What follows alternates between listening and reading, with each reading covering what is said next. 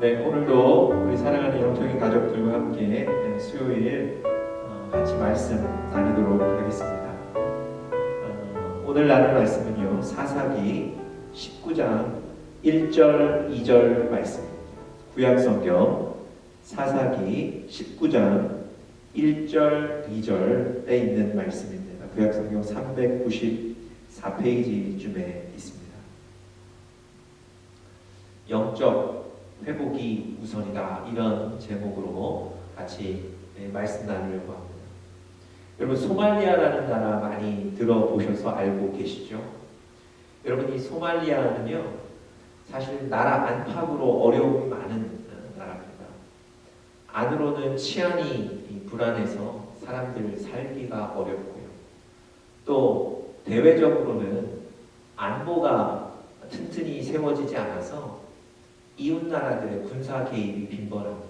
그래서 에티오피아나 케냐가 쉽게 군사 개입을 해서 그 나라를 좌지우지하는 일들이 많았습니다.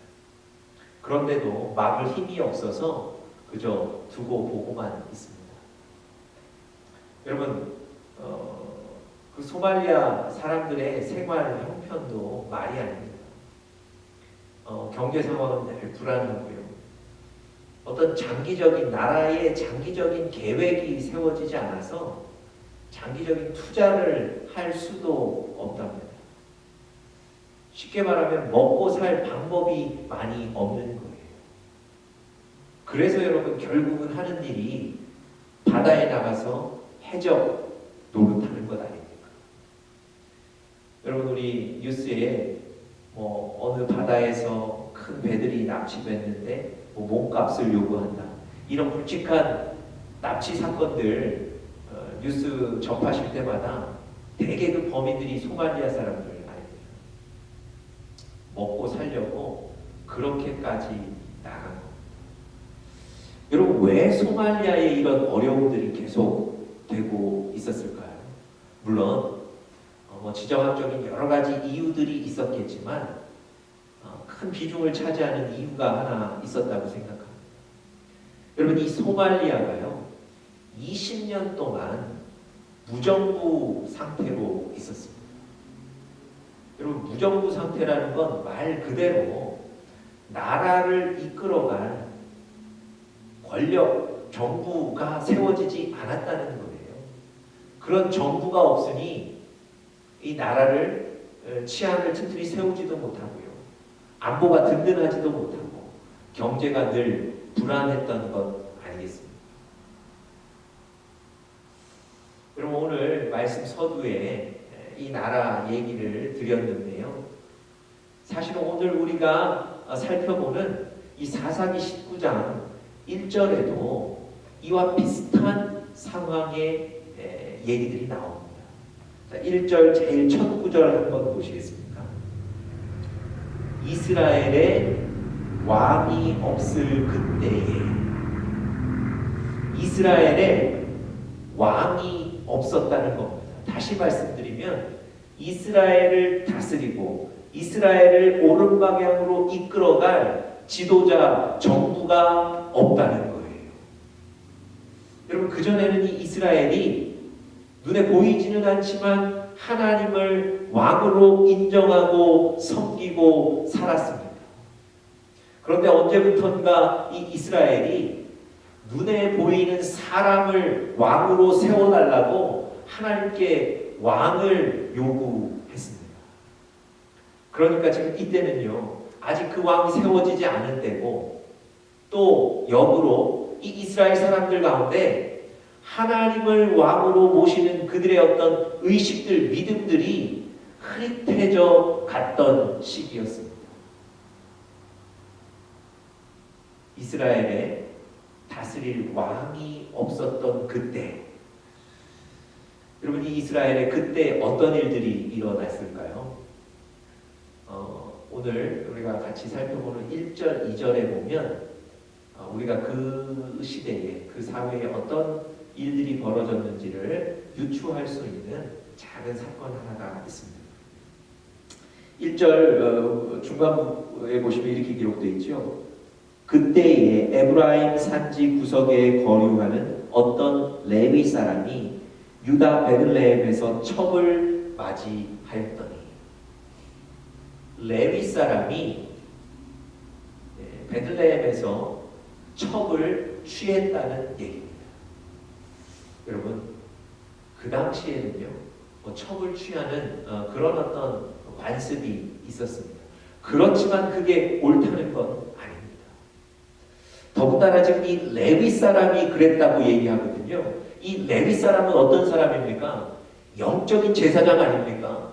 성전에서 하나님의 일을 감당했던, 그 사역을 감당했던 영적인 제사장이 첩을 취하고 있는 겁니다. 여러분, 영적으로 육적으로 음행하고 타락하고 이렇게 질서가 제대로 잡혀 있지 않은 것입니다. 2절 초반에 보시면 그 얘기는 이렇게 이어집니다. 그 첩이 행음하고 남편을 떠나 유다 베들레헴 그의 아버지의 집에 돌아가서 거기서 넉 달 동안을 지내게. 여러분, 이 레위인이 취한 첩이 행음하고 남편을 떠나 고향 아버지의 집으로 가 있다는 겁니다. 오늘 본문을 쭉 읽어보시면 이 레위인이 사실 그 여인을 다시 되찾아오기 위해서 그 집으로 간, 그리고 다시 돌아오는 장면이거든요. 그 원문을 보시면 이렇게도 해석이 가능하다고 설명합니다. 남편의 잘못에 대항하여 첩이 그렇게 했다는 겁니다. 여러분, 다시 말씀드리면 이런 얘기예요. 남편인 레위인이 먼저 행음을 했다는 겁니다. 그래서 이 첩이 그에 대항하기 위해서 자기도 행음했고 그리고 집을 떠나왔다는 겁니다. 여러분, 완전히 한 가정의 질서가 무너져 버린 거예요. 한 개인의, 한 가정에 무질서하고 혼란스럽고 악함이 가득한 장면이 오늘 본문에 기록되어 있습니다. 여러분, 물론 한 가정의 얘기이고 한 개인의 얘기이기는 하지만 그 한 가정이, 그 한 개인이 바로 영적 제사장의 역할을 감당하는 레위인이거든요. 그 레위인의 가정이 이렇게 악함으로 무질서하게 무너져 버리고 파괴되어 버리는 겁니다. 여러분, 미루어 봤을 때 아마도 그 당시 사회에, 그 당시 이스라엘 백성들의 가정들마다 이런 영적인 무질서, 육적인 무질서들이 만연해 있지 않았을까 유추해 볼 수 있습니다. 바로 이때가 언제라고요? 제가 아까 1절 초반에 말씀드렸던 것처럼 이스라엘에 왕이 없을 그때, 이스라엘이 하나님의 다스림을 받지 못하고 하나님을 온전한 왕으로 인정하지 못하고 살아갔을 때 바로 이런 일들이, 혼란들이, 무질서들이 벌어졌다는 겁니다. 여러분, 오늘 이 부분을 통해서 우리의 영적인 모습들을 한번 돌아볼 수 있기를 바랍니다. 여러분들과 저의 삶에 혹시 영적인 질서들이 무너져 버리지는 않았습니까? 또 여러분과 저의 삶에 육신의 여러 가지 질서들이 무너지고 파괴되어 불안하지는 않으십니까? 어떤 문제들이 해결되지 않아서 그 문제들 때문에 계속 갈등하고 고민하고 계시지 않습니까? 여러분, 이런 일들을 우리가 깨달을 때마다, 이런 일들을 경험할 때마다 여러분, 우리 자신의 영적인 모습을 되돌아보셔야 됩니다. 과연 나의 삶에 하나님께서 왕이 되셔서 나의 삶의 전 영역을 다스리고 계신가? 여러분, 하나님께서 여러분과 저의 삶을 다스리시지 않는다면, 아니 하나님이 왕이 되시지 않는다면, 그래서 우리 삶에 다스릴 자가 없다면 이런 불안하고 근심스럽고 영적인 육적인 질서들이 파괴되는 일들이 생겨날 수 있는 겁니다. 여러분, 왕이 없으면 우리 인생을 어떻게 다스려 나갈까요? 여러분, 소말리아에 20년 동안 정부가 없는 무정부 상태였는데 그때 그들이 어떻게 살았습니까? 나라의 제재를 받지 않는 거예요. 나라의 법과 규정의 제재를 받지 않는 거예요. 그래서 먹고 살기 위해서는 자기들의 소견에 알맞은 것을 행하는 거예요. 해적 노릇을 하는 겁니다. 그래도 누가 제어하지 않는 거예요. 도심 한가운데 총을 들고 사는 거예요. 그래도 누가 제어하지 않는 거예요. 여러분, 무정부 상태 왕이 없을 때는 자기가 하고 싶은 대로 하며 사는 거예요. 여러분, 여러분과 저도 영적으로 마찬가지입니다. 하나님이 여러분과 저의 주인 되시지 않아서 우리 삶을 다스릴 왕이 없다면 우리도 우리 마음대로 하고 싶은 것, 우리가 하기 원하는 것, 그것 하고 사는 거예요. 여러분, 이 사사기를 다 읽어보시면요, 이스라엘의 왕이 없을 때에 그들이 어떻게 살았는지를 잘 설명하는데 이런 구절들이 있습니다. 그들의 제 소견에 옳은 대로 행하여 살았다.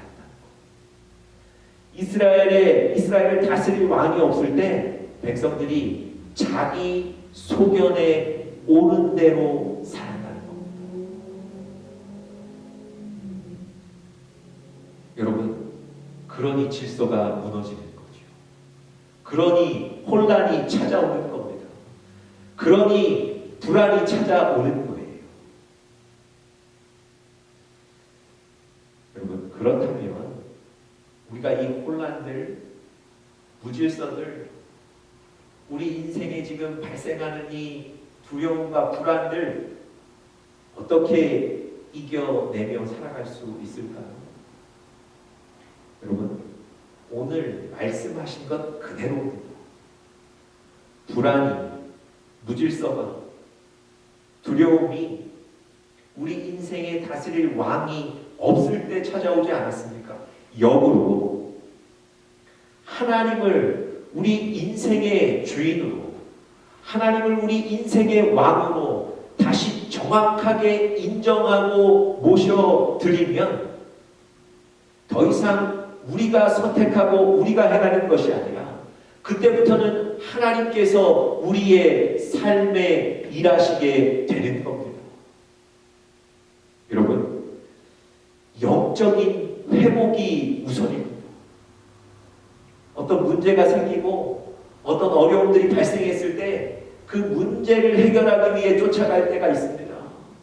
그 갈등만 바라보고 불안해하며 나갈 때가 있습니다. 그런데요, 오늘 성경은 그 불안들과 그 갈등들과 그 무질서들을 다시 이기고 세우기 위해서는 하나님을 인생의 주인으로 다시 한번 모시고 살아가야 된다고 얘기하는 거예요.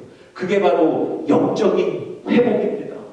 여러분과 제가 다시 한번 영적인 회복을 이룰 때, 다시 한번 하나님이 우리 인생의 주인이심을 선언하고 선포하고 인정하면 그때 여러분과 제 안에 있던 무질서들, 혼란들, 두려움들, 갈등들이 해결되게 될 줄 믿습니다. 여러분, 엘리야 잘 아시죠?